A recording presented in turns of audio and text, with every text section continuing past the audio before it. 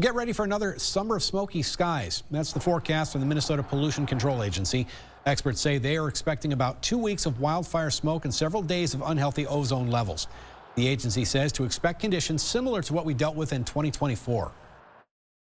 So we had trees that are burnt, that were blown down in a high windstorm, that are now being stressed by drought, and that is something that we're keeping careful attention to. They say it's more important than ever to plan ahead and to stay air aware.